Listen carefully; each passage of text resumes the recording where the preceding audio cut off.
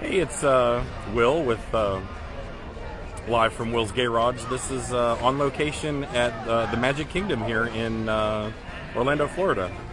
And one of the things I wanted to talk about today was how we are, we're telling our kids, I'm 46 years old, and it's my generation. So my niece is 20 years younger than I am. She's what we call a millennial, right? And it's my generation that, in my opinion, has ruined her generation. Look around me. This kid's special and that kid's special. We told this kid over here that he's special, and that if we're all special, then we're all normal. And if we're all normal, then who's special? And that's the problem, is that there's this false sense of oh, I don't know, if everyone is special, then nobody's special, right? And that's kind of the case. There's nothing wrong with being normal. And I think that the bigger issue that comes into play with that is how, we don't teach coping skills today. I hear the people talk about how, the parental rights and education bill here in Florida is detrimental to gay kids. Well, my God, I'm 46. I should never have survived, my adolescence or youth if that's the case. I should be. Well, I don't know what are they saying, that we're more at risk of killing ourselves. I mean, I never thought about. I've never in 46 years of life, I've never thought about killing myself. So what's really at risk? Is it just the fact that we're overreacting to something that, we can't even see that there might be some good on our side to it as well.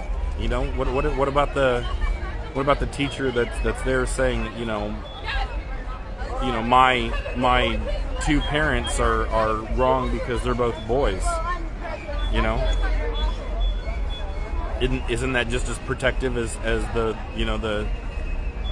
as them saying marriage is between a man and a woman only, or whatever?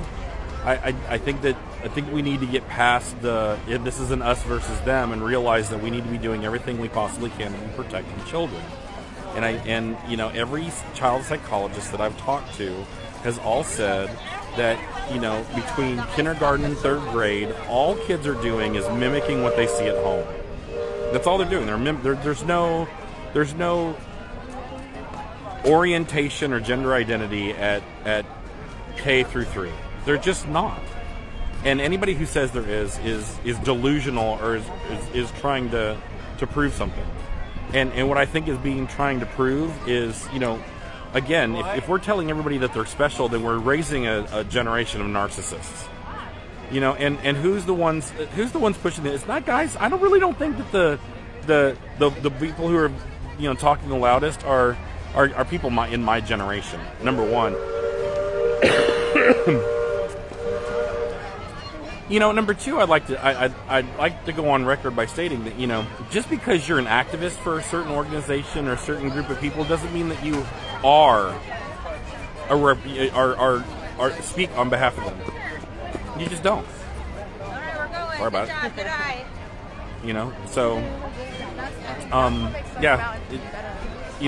I can sit here and say that I'm a gay rights activist all day long, but I don't speak on behalf of the gay community. And to do so would be very arrogant of me. All I can give is my opinion, and that's where I think a lot of times the when we have these discussions, when we have the civil discussions, where a side is automatically, where a side automatically loses any kind of credibility, is when they're like, well, I speak on behalf of. No, you don't.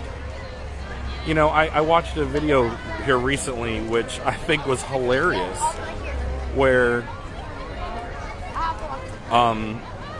it was Ben Shapiro, which, people don't like Ben Shapiro, and they don't like Ben Shapiro because he tells the truth. It's not your truth, my truth, it's the truth, right? And the problem is it hurts people's feelings. And so, he's at another college, and some guy says F you, right? And his response to it was priceless. He said, "F you is not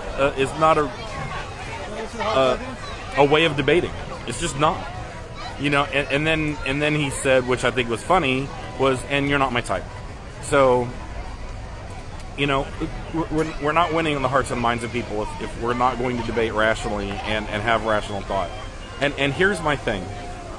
I talked about it in last week's blog, and I'm going to talk about it a little bit now too, is, if we're looking at the transgender community, we're saying that, they need to be protected and stuff like that. Why is it the suicide rate is high pre-transition and the suicide rate is just as high post-transition?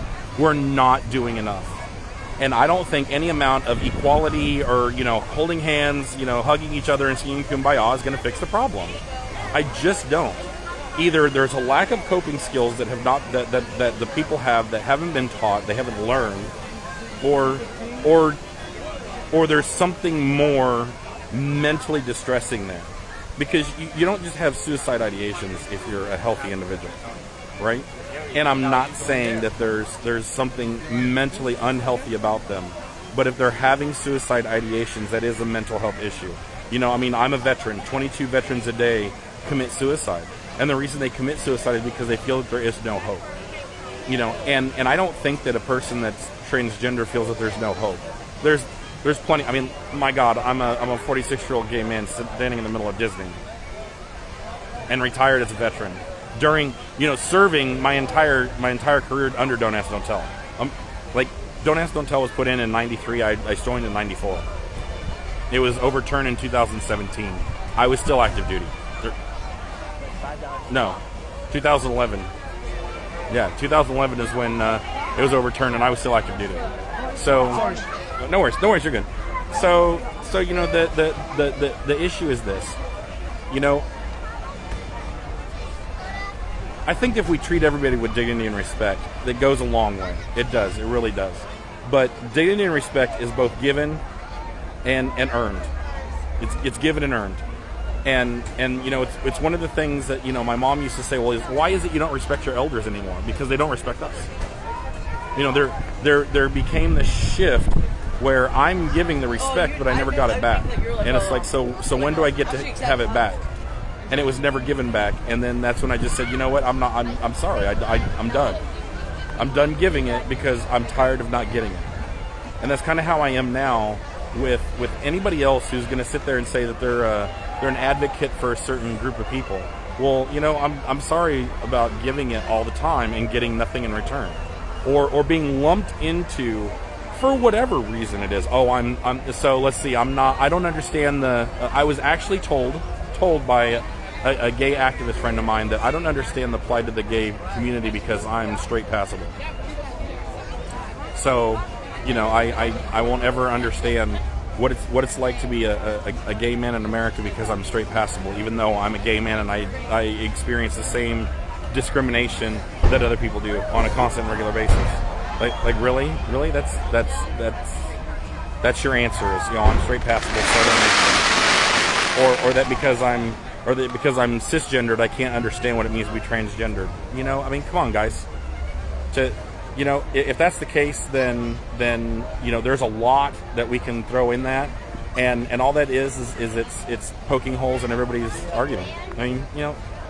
That the hole can't be poked in. I've been watching Finding Our Roots on PBS, and one of the things they said about Irish Americans is that the Irish were Catholic, and America was still a very Protestant country at the time. So when they immigrated here, they were treated just as bad, if not worse, than black people because they were. It was religious discrimination. Let's talk about Jews and religious discrimination. It's interesting how you don't understand what it's like to be enslaved because you're a certain race. Well, name a race that's never been enslaved. Oh wait. Name a race that's never been discriminated against, or a religion that's never been discriminated against. Oh wait. Name somebody that's not had some sort of discrimination against them for whatever reason. I'll wait. Because, I've been told, I'm a guy, so I don't understand. Okay, I'm a guy, I don't understand. But you're not making friends and if nothing else, you're pushing them away. You're pushing them away. Do you remember where we're going? And that's sad, because you should be embracing all the advocates and allies that you have, not pushing them away. And I'll tell you, you're going to push them away to the point where, like me, I'm not your advocate or ally anymore. I'm not going to say anything negative against you, but if you ask for a hand, you can put your hand out and I'm going to smack it away, because I'm done. You can only piss on me so many times before I say, you know what? And that's how I feel. That's really how I feel about a lot of the issues today. Is I'm done. So Mike wants to know where I'm at. I'm here in Liberty Square, and right next to the Hall of Presidents. And I'm going to tell you, you guys stay classy, and I'll see you on the backside.